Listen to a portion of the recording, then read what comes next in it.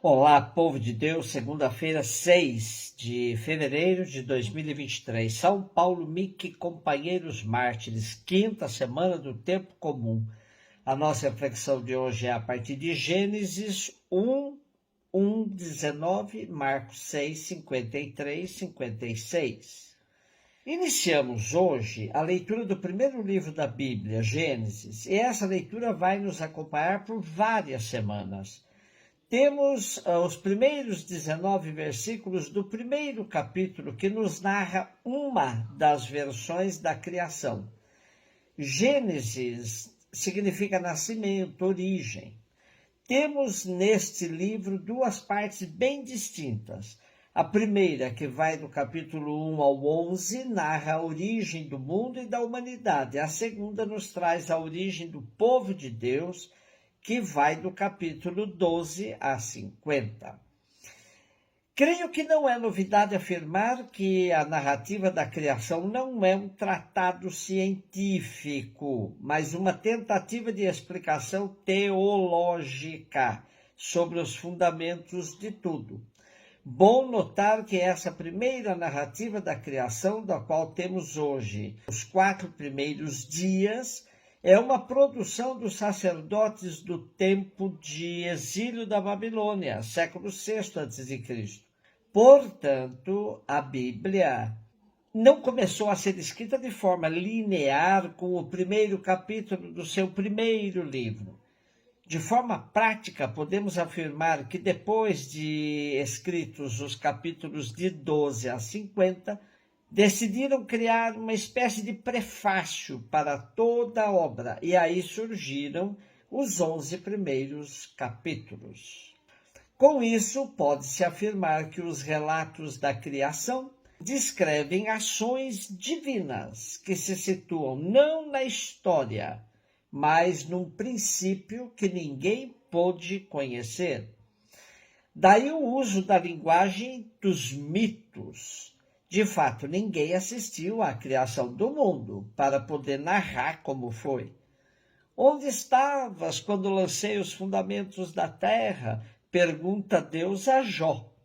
De fato, é bom que insistamos que ninguém assistiu quando tudo começou, pois isso evita leituras fundamentalistas. Portanto, o caráter destes relatos não é científico, embora o autor se sirva da noção experimental do mundo corrente do seu tempo. Nem é histórico, embora as apresente em movimento e num processo análogo ao da história.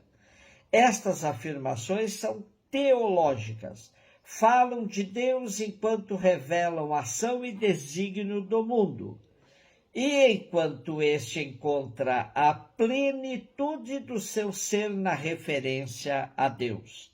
São teologia de linguagem medida e refinada, e são também mensagem para determinados destinatários, como os pagãos que adoravam sol, lua e outras criaturas.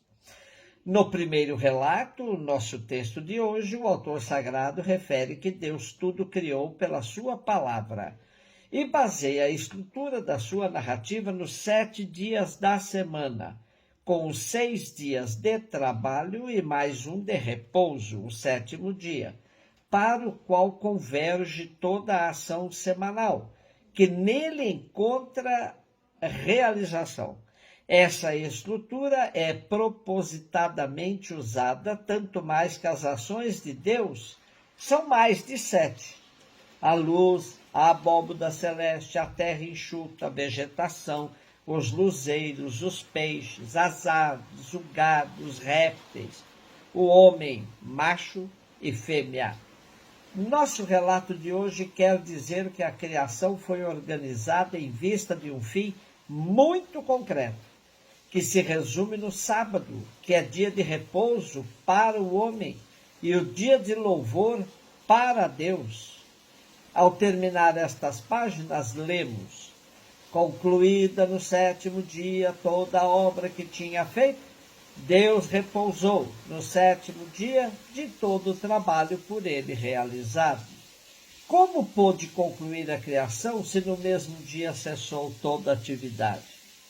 Faltava uma coisa essencial no mundo: o tempo e o espaço para o descanso, para um diálogo com o Criador. O sábado vem cobrir essa falta, concluir a obra, porque permite viver com a periodicidade de uma semana, o tempo todo, Criador e Salvador, e celebrar de antemão a criação terminada.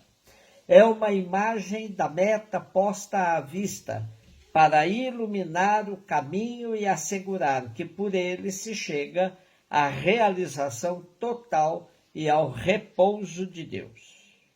Marcos 6, de 53 e 56. Tendo Jesus e seus discípulos acabado de atravessar o mar da Galileia, chegaram a Genezaré e amarraram a barca.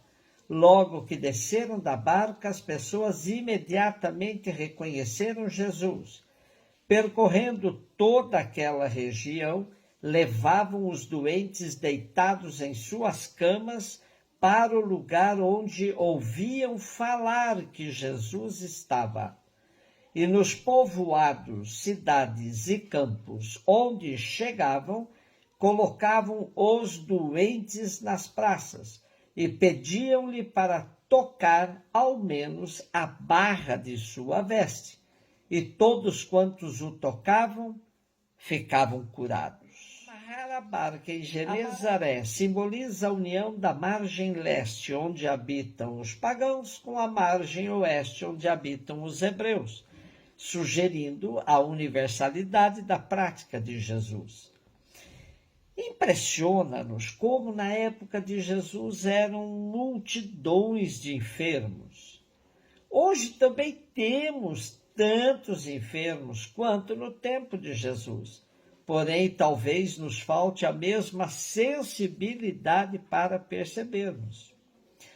Diante de Jesus, são expostas todas as misérias humanas. As pessoas não se deixam dominar pela vergonha, mas agem com a confiança. Acreditam que basta que o Senhor lhes toque apenas com as franjas de suas vestes. Uma correta cristologia não exige que Jesus fosse um super-homem para resolver todas as carências da humanidade, mas sua presença salvífica é parte fundamental da revelação da presença do próprio Deus na pessoa do seu Filho no meio de nós. Marcos não usa métodos racionalistas para demonstrar a divindade de Jesus.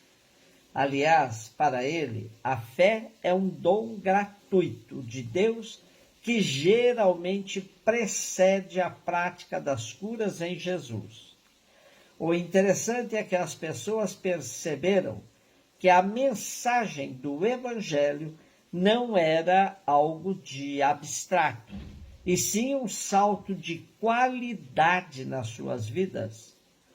Se intuindo que Deus estava com Jesus, acorriam a ele, depois de estarem com ele, partiam gritando: Deus está conosco e a nosso favor em Jesus. Não tenhamos vergonha de todos os dias apresentarmos ao Senhor nossa confiança, dizendo-lhe: basta que me toques, Senhor. Um beijo no seu coração.